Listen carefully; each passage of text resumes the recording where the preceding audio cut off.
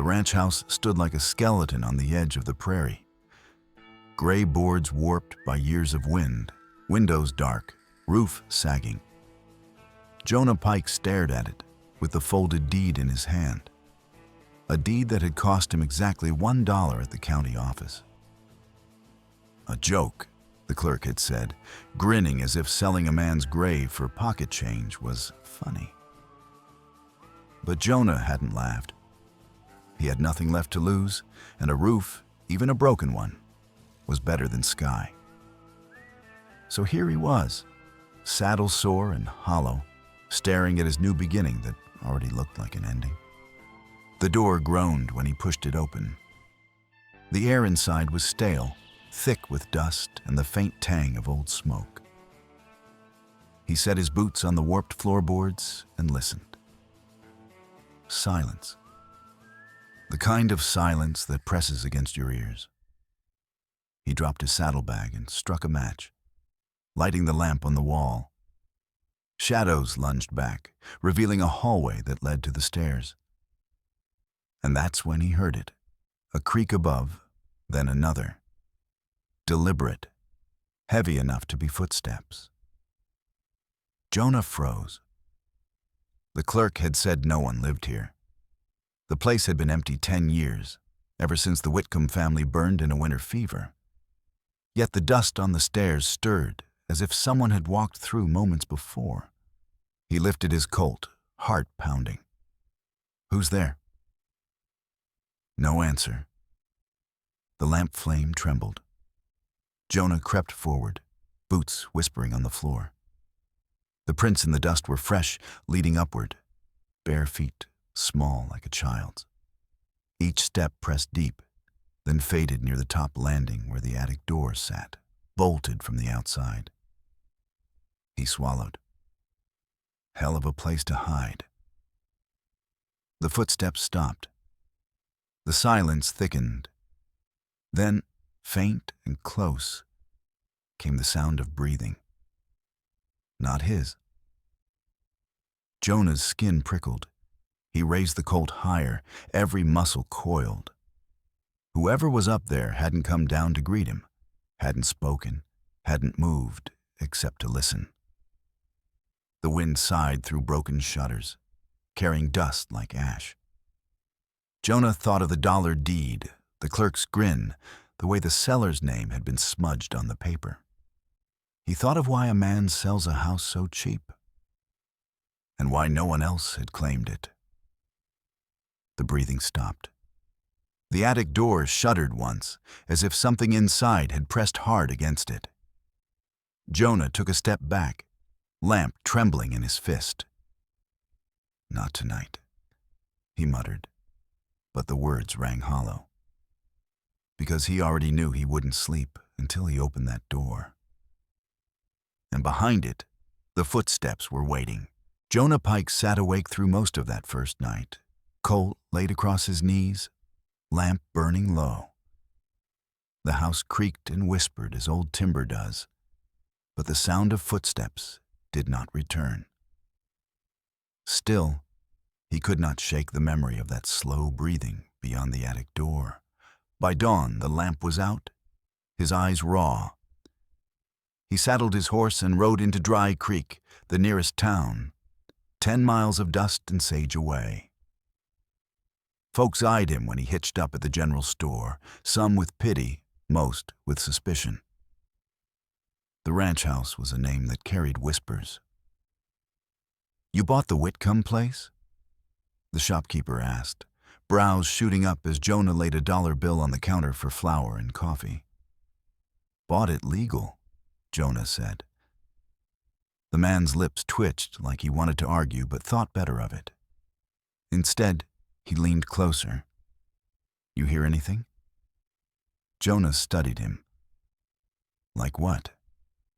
The shopkeeper swallowed. "Steps. At night. Like someone walking upstairs." Jonah's spine stiffened. He said nothing, only took his goods and left, though the words followed him like burrs. That evening, back at the house, Jonah set about mending a broken shutter. While hammering nails, he noticed a seam in the wallboard near the hearth. Too neat to be a flaw. He pried at it with his knife until the plank gave, revealing a narrow cavity. Inside lay a leather ledger, its cover warped by damp and scattered around it. Lines of coarse salt packed tight into the gap. Jonah pulled it free. The ledger's pages were filled with names, dates, amounts. Some crossed out, some underlined. Margins carried words like payment delivered and silence purchased. He turned one page and froze. His father's name was there, Ezekiel Pike, marked with the words disputed, resolved. Jonah's chest tightened. His father had vanished years back, supposedly gunned down on a cattle trail. No grave, no marker, just gone. Before he could study further, hoofbeats sounded outside. Jonah shoved the ledger under his coat and stepped to the porch. Sheriff Wilkes sat on a bay horse, his badge dull, his face grim. 2 deputies lingered behind him. "Word is, you found something in that house," the sheriff said. Jonah's jaw tightened. Word travels fast. "Too fast," Wilkes said. "Place ain't safe, Pike. Men have tried before you, none lasted a week. Best you pack and sell back the deed before sundown." Jonah's hand brushed the ledger hidden at his ribs. "I paid fair. I'll stay." The sheriff's eyes narrowed, a warning glinting in them. "Don't dig where the ground don't want you."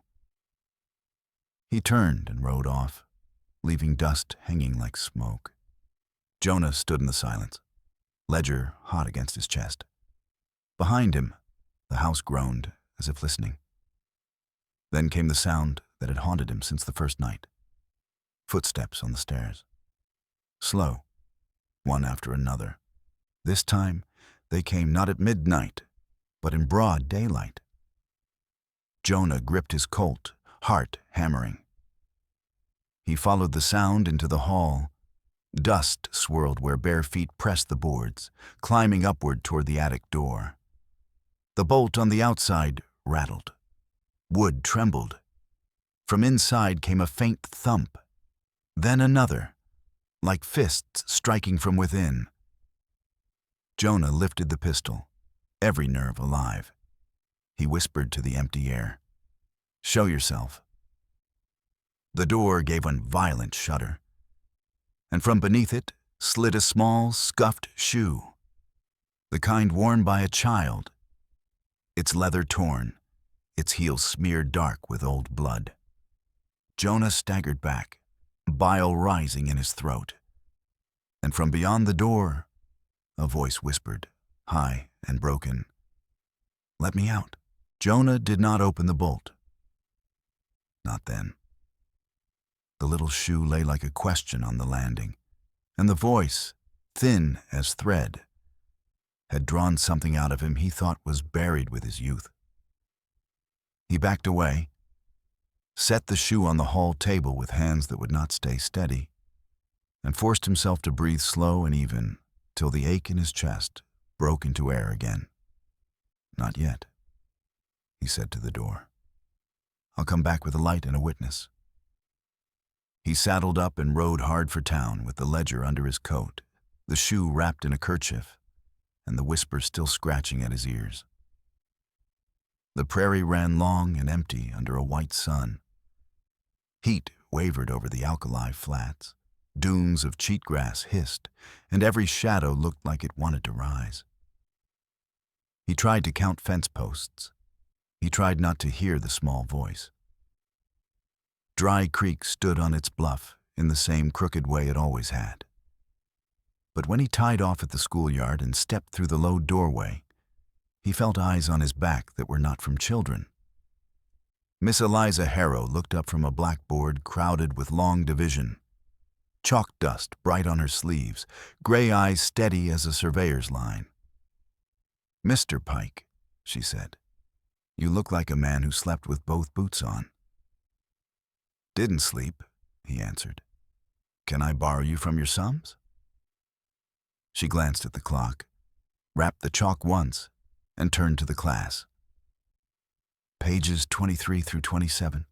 Quietly, or the wind will steal your voices and bring them to my house to rattle the windows all night. Half a dozen small laughs let the breath back into the room. Then she stepped outside with Jonah, pulling the door to behind her. He handed her the wrapped kerchief first. Found on my landing. She unwrapped it, touched the scuffed leather, traced the broken strap with a finger that had soot under the nail. He watched her face tighten. Child's, she said. 9 years old, perhaps. Maybe 10 if she ran barefoot summers. He nodded. He did not say that the first thing the shoe had done was pull up a different house, a different stare, a different voice. His sister Beth had gone quiet after their father died, and their mother married a man who liked the bottle more than bread. Some nights Beth hid in the loft and then tapped the rafters with a spoon so softly it sounded like rain. One winter, she did not tap at all. Jonah learned silence that month the way men learn to carry a saddle, slow, necessary, and heavy. He had not been there to stop it. Eliza looked up from the shoe, studying him. There's more. He drew the ledger out and kept one finger on the inside page where his father's name sat like a splinter. She read without making him talk, her mouth shaping numbers before her voice did. Names, sums, notations. See this hand that writes the figures. Clerk trained. These ticks in the margin set a code. Whoever wrote it did not trust the town to read straight. She flipped 2 leaves, then stopped where ink had blotted. Payment delivered. Silence purchased. And here. Committee. She tapped the word. Not church committee. Vigilantes who choose themselves. He swallowed. Sheriff called them men of good standing when my father vanished. Said men of standing keep the peace. Men of standing keep their own seats, Eliza said, and the salt in her voice made the air taste cleaner. She turned the book sideways, scanning the gutter where water had warped the paper. Why would Whitcomb salt a wall and hide a ledger behind it? Maybe salt keeps rot down, he said. Salt keeps spirits out, she said. Or in. He told her about the bolt on the attic, about the breathing through wood, about the voice that had asked in a child's whisper to be let out. He did not tell her about Beth. She heard it anyway, because her gaze leveled and gentled both at once. You want me to come? I want someone who can read what I don't trust my eyes to read, he said. And someone who doesn't scare easy when a town starts talking. I scare all the time, Eliza said. I just don't stop. She wrapped the shoe again, placed it back in his palm. Bring this. Bring the book. And bring a spine you can keep straight when Sheriff Wilkes greets us at your gate. He frowned. You expect him. I expect men who believe in keeping things quiet to arrive when noise begins, she said. If you found this, they already felt it like a splinter under their fingernails. They rode together under a sky gone milk blue with heat. Grasshoppers snapped from the grass like dry knuckles. A hawk hung on an invisible thread. Eliza kept her hat brim low and her back straight. Tell me what you remember of Whitcomb's, she said after a mile. Fever took them, he said. That's the story. It took the mother, sure, Eliza said. Child, too, they said. Father drank after. One night the house burned cold, not hot, which is the way to say it burned without flame. That is to say, it did not burn at all. The town said burial and moved on. I was teaching then.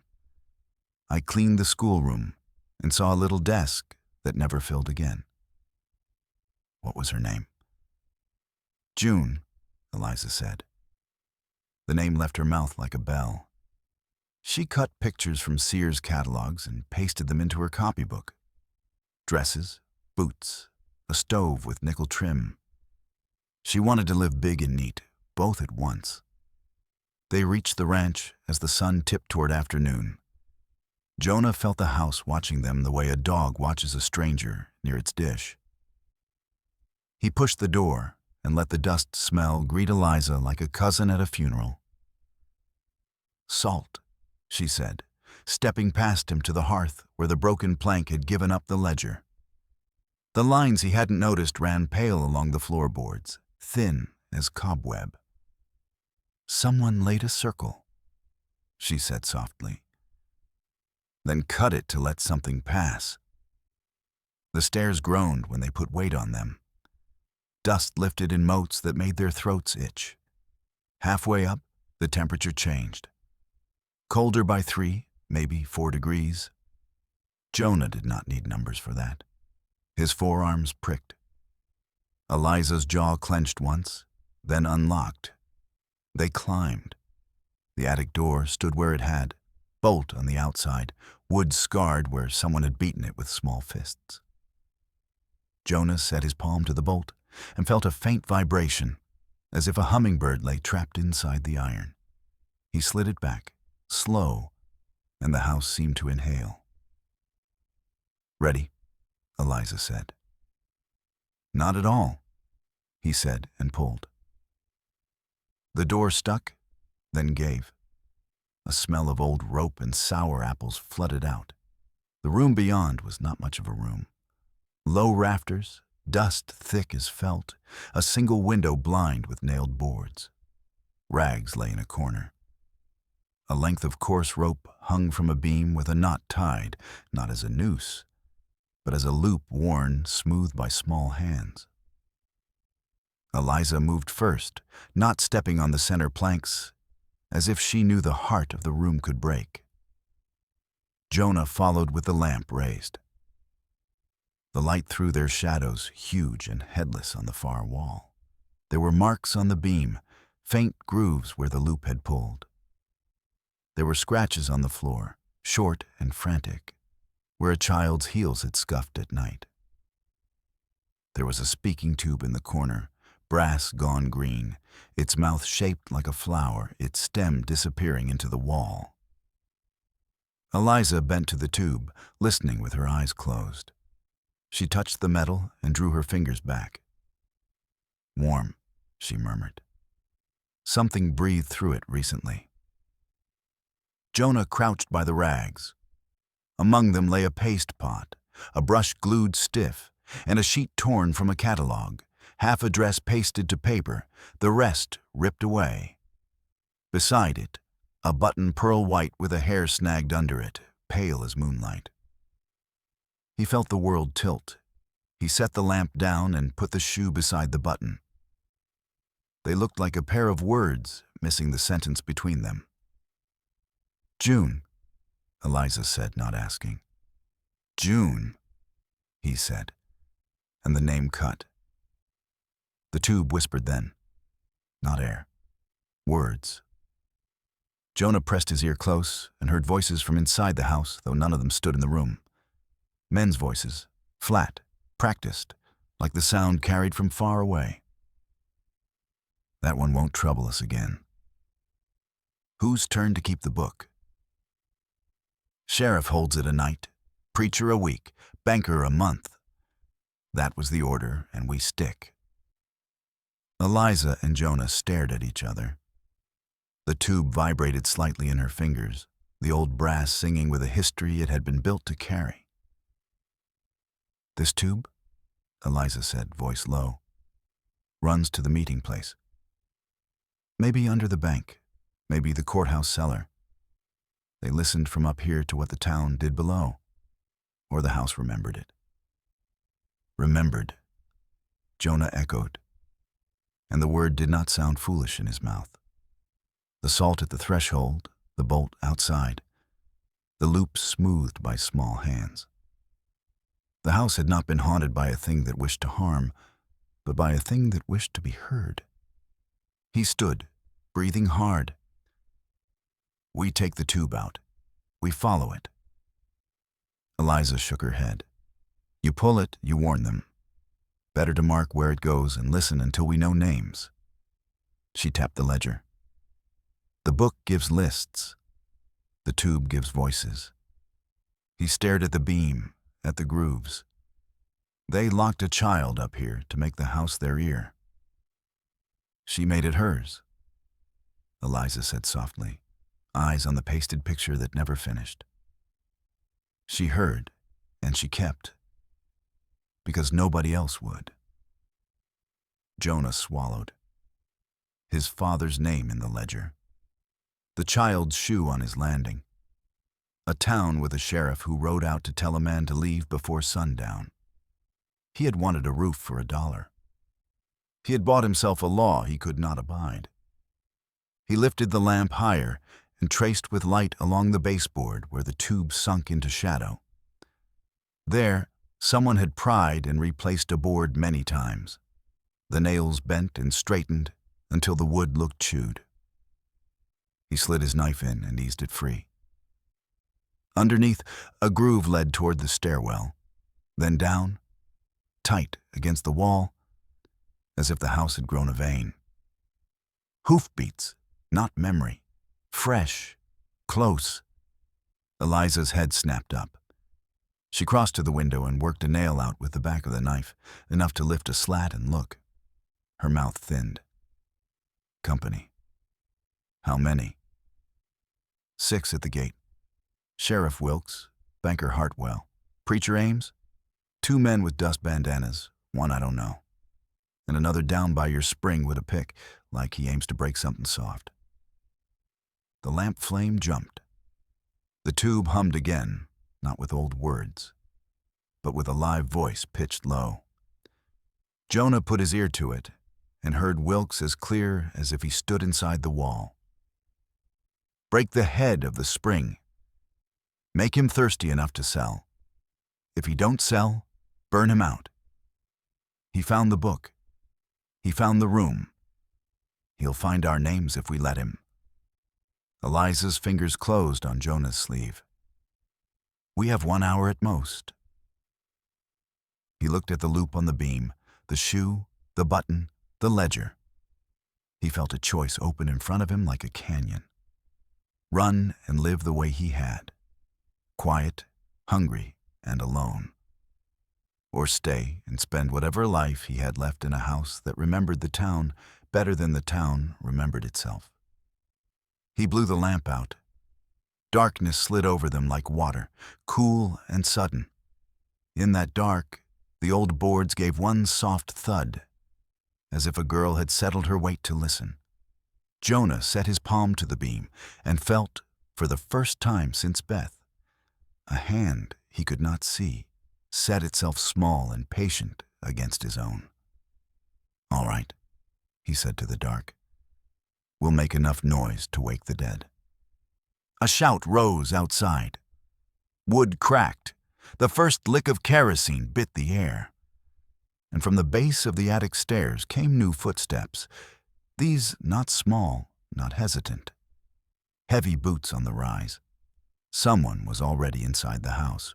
The first boot hit the second stair, and the house spoke back with a groan deep enough to make Jonah's teeth ache. He felt the vibration run through the beam and into his palm. Eliza's hand lifted from his sleeve. Her pupils widened until they swallowed the gray. Down, she breathed. They slid along the rafters, backs to the slope of the roof, lamp cold at their feet. The heavy steps climbed unhurried, a man certain of his welcome. A knife rasped from leather below. The speaking tube, still warm in Eliza's fingers, hummed again. Sheriff Wilkes's voice came thin, stretched by brass. Make it quick. Burn if you have to. I want him gone. Another voice answered, closer, rough with tobacco. You'll have your quiet. Eliza mouthed a word. Jory. Jonah had heard the name in town. Jory Wilkes, sheriff's sister's boy. Wore a deputy's star when it pleased him, a bandana when it didn't. The steps reached the landing. A palm slid along the attic door as if stroking a horse's neck. The bolt, which Jonah had drawn, sat open in its iron cradle. Wood sighed. The door edged in. No squeal now that Jonah had oiled the hinges. Jonah set his weight on his heels and let his breath run shallow. The shape that entered crouched first, then rose slow, testing the center planks with the balls of his feet. He had done this before. The knife's shadow crawled along the rafters ahead of him. Eliza shifted weight inch by inch, the way a cat does on a fence when the world below swims. Jonah counted heartbeats. 1, 2, 3. He moved when Jory moved under the beam that carried the loops smoothed by small hands. Jonah dropped. The wood tried to shout, and he took the shout into his knees. He hit Jory between shoulder and neck, took the knife wrist in both hands, and drove it hard to the floor. The blade glanced off a knot with a kiss like a cymbal. Eliza was already there, boot heel on Jory's free hand, the cut-down schoolmarm pistol leveled inches from his eye. "Don't twitch," she said. Her voice had chalk and winter in it. Jory's grin was almost fond. "You two are a picture? Teacher and stray, let me loose before your pretty house learns how a fire walks." Jonah took the knife. Cold weight familiar as hunger. He rolled linen from a rag pile and bound Jory's wrists behind him, then looped the knot around the beam ring. Jory's breath went short. He wasn't afraid. He was furious. "Listen," Jonah said, dragging the speaking tube toward the man's mouth. "Then talk." He tilted the brass, letting Jory hear his uncle's orders turn to a hiss on their side of the wall. "Your sheriff wants me dead. Your banker wants my spring smashed. Your preacher wants a Sunday with no questions. Say their names. Say what you've done here." Jory bared his teeth. "We've kept the peace." Eliza's pistol did not waver. "Whose peace?" "The town's," he snapped. "And what's good for the town sits in a ledger you shouldn't have opened." He jerked a shoulder toward the floor. "That book is a fire waiting to eat you both." "This house survived its first fire," Eliza said. "It learned to keep heat where it belonged." She thrust the tube closer. "Speak the names." Jory spat. Eliza set the muzzle under his jaw and lifted his chin enough to make swallowing hurt. His bravado leaked. His voice cracked when he said, "Hartwell." "Ames Wilkes and men who want to eat, without paying." "Eat what?" Jonah asked. "Water," Jory said, as if it were a simple thing like bread or salt. "Your spring." "Whitcomb's well, the seep that fed the school trough. We keep it clean for the right mouths." Eliza's breath left on a sound that was not quite a word. "You took water from a child." "Whitcomb girl wasn't a child by the end," Jory said, careless because he thought cruelty made him strong. "She was a mirror." She kept the tube clean. She heard. She talked too much in her sleep. He jerked the cuff rope. The beam creaked. "We taught the house to hush." Jonah did not remember deciding to move. His body did it before his mind caught up. He slammed Jory into the post so hard the loop squealed against wood. The beam groaned dry like an old man's throat. "Jonah," Eliza warned, and her hand pressed his shoulder back to weight that would not snap the child's circle. He wanted to break bone. He settled for skin. He put the tube mouth to Jory's lips and hissed, "Say her name." Jory tried a grin. It ran off his face. "June," he coughed. The tube carried his confession. Somewhere on its far end, under bank boards or courthouse brick, that single syllable slid into a room where men waited to say God and meant something that could be weighed. Outside, wood cracked. The house sucked wind around the nailed slats. The scent of coal oil crawled along the floorboards like a snake. Eliza looked to the window. Flames licked under the edge of a shutter. "They're starting low," she said. "They want smoke first." Jonah saw the line they had salted on the floor and understood why Whitcombs had poured it. He upended a sack of table salt from the attic chest and dragged it through his fingers, thick and cold. "Barrier," he said, "for spirits." "And for men who fear what spirits make in their heads," Eliza said. "Make it thick." There and there she pointed. He poured a white crescent across the open mouth of the stair and another in front of the door where heat would push. Jory laughed once. Children and salt. Eliza's gaze cut to him. Children saved this town more than once while men slept. The speaking tube trembled, then spoke without their ear on it. A voice whose calm hurt to hear. Banker Hartwell. "We do not leave coals. We leave ash, push flames up and out. Do not let the wind turn them back to us." "Listen to the wind," Eliza said. Outside, the gust had shifted, flinging smoke away from the house and back into the yard where Wilkes's men stood. The orange on the shutter died to a smear. A curse drifted up. Another splash, another lick. Fire took again, angry now. "We have minutes," Jonah said. "We have less," Eliza answered, eyes on a thin ribbon of smoke that slid under the door and wrote itself along the floor like a sentence. She coughed once into her elbow and came away with soot. "Find where the tube goes." "If we live, we need the town to hear names, not just ghosts." Jonah knelt, knife working the baseboards free in quick, hard jerks. Beneath the first plank, the tube ran true to the wall, then split. One branch dove toward the stairwell. The other curled like a snake around a square of lighter wood, where nail heads shone newer than any near them. He probed with his blade, and the square lifted. Beneath, a cavity the width of a bread pan. Inside, a tin speaking horn small enough for a child's hand. And beneath that, a wire coil and a magnet in a frame. Jonah stared.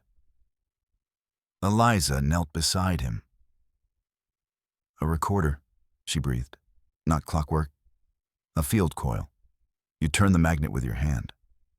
The house remembers she set her palm to the circular rim and felt teeth notched inside. She turned the invisible wheel. The horn shivered.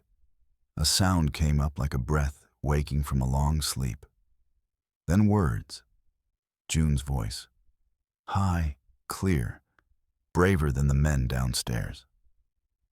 "June Whitcomb, 10. They shut the school pump today. Mr. Ames says drought, Mr. Hartwell says pray. Sheriff Wilkes took Mr. Pike's father out past the cottonwoods. He did not come back." Eliza's eyes filled. She kept cranking. Another day unspooled, then another. Men's names, deeds. The lesson book of a child written as sound. Nancy at the laundry who saw the rope. Jory's laugh behind a closed door. Preacher's hand on a handle. "They said if I speak, I am a sin," June whispered. "So I will speak when they sleep." Fire clawed up the stair. Heat pushed their faces back. Jonah slammed the panel down and slid the recorder into his coat. "We have her voice," he said. His own voice shook. "We carry her out or die on this beam."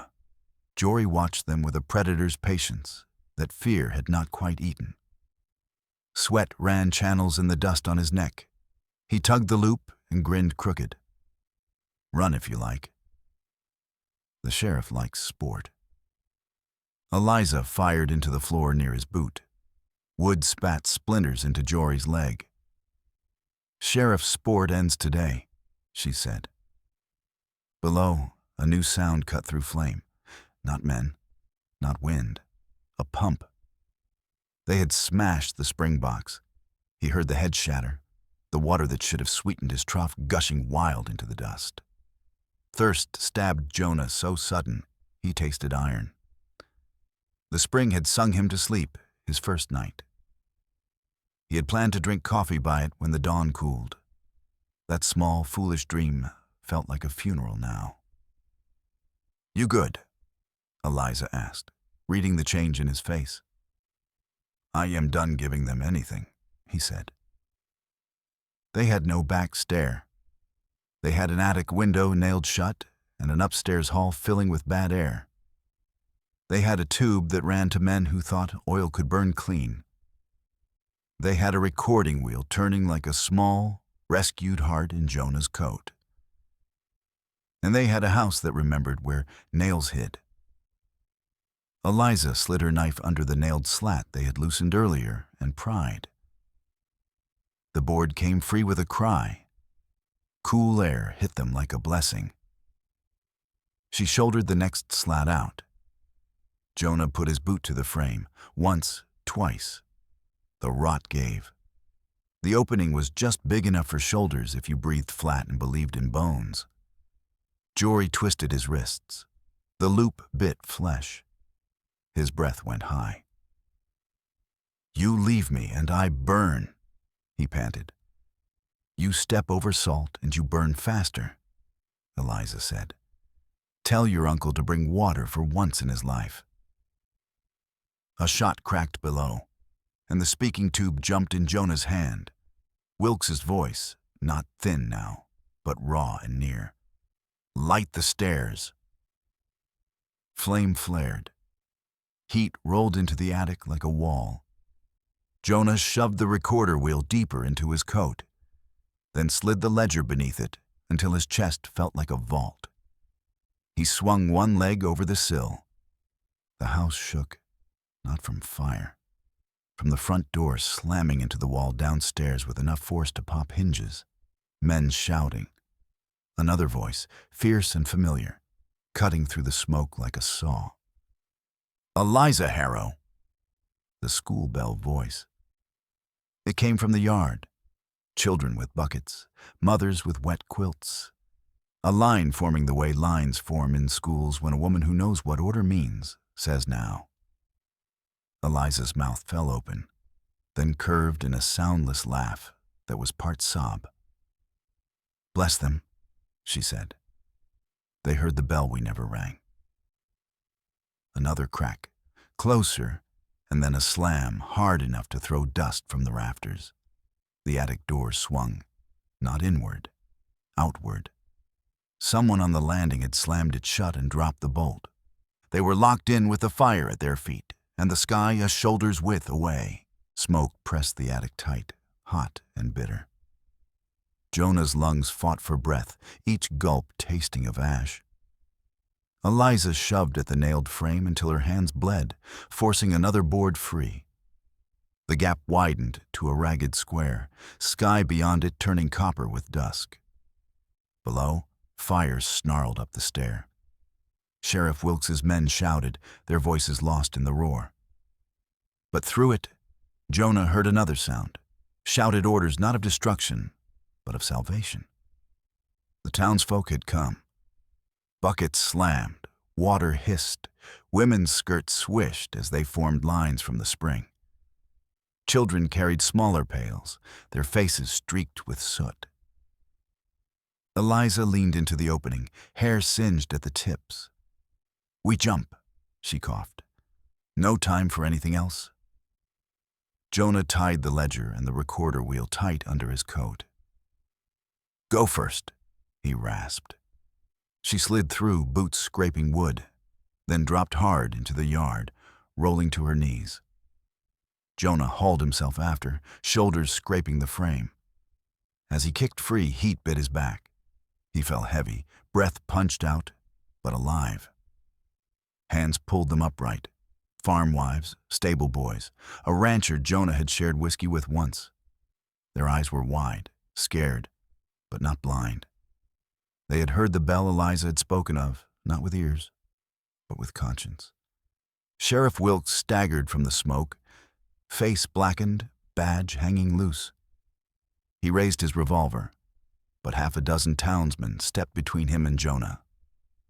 One knocked the pistol from his hand, another bound his wrists. Wilkes cursed them as traitors, but his voice cracked when Eliza held up the child's shoe for all to see. "This house kept a record," she shouted, her schoolmarm voice cutting through the chaos. Not just in ledgers, not just in paper, but in voices. A child's voice. June Whitcomb. She heard them. Every theft, every murder, every lie. She remembered because none of you would. Gasps rippled through the crowd. The preacher tried to speak, but Jonah pulled the recorder from his coat, thumbed the wheel, and let June's voice pour into the dusk. Names spilled out. Deeds spoken in a child's tremor. The crowd stiffened, eyes darting to Hartwell the banker, to Ames the preacher, to Wilkes foaming at the mouth. No man could dismiss a ghost that told truth better than the living. "Enough!" Hartwell shouted. But his own clerk in the crowd dropped his eyes, shamed by recognition. The mob shifted, not with rage, but with resolve. Men seized the guilty. Women drew their children close. No one would bury this under dust again. The fire guttered as bucket lines prevailed. Smoke cleared, leaving the ranch house scarred, but standing. Jonah leaned against its wall, coughing, the ledger clutched to his chest. Eliza knelt beside him, soot streaked on her cheek, eyes burning with something more than smoke. "You've done it," she said. "No," Jonah whispered, voice raw. She did. His eyes lifted to the attic window, the jagged square where boards hung loose. For a moment, through smoke and twilight, he thought he saw a small figure there. A girl with a catalog page clutched in one hand, her bare feet clean at last. Then the vision faded, leaving only the sound of wind through broken wood.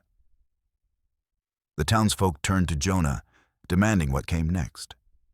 Trial, punishment, truth in daylight. He looked to Eliza, then back at the house. "We open every ledger. We follow every tube. No more salt circles to hide our shame." The people nodded, murmurs swelling into resolve. For the first time, Dry Creek seemed ready to bear its own weight. As night fell, Jonah stood on the porch of the Dollar House, the crowd dispersing, the guilty bound. The house no longer felt empty. It felt like a witness finally heard. He touched the beam scarred by June's loop, whispering, "You're free now." Behind him, Eliza's hand found his shoulder, steady as bedrock. Together they faced the darkened prairie, knowing dawn would bring reckoning.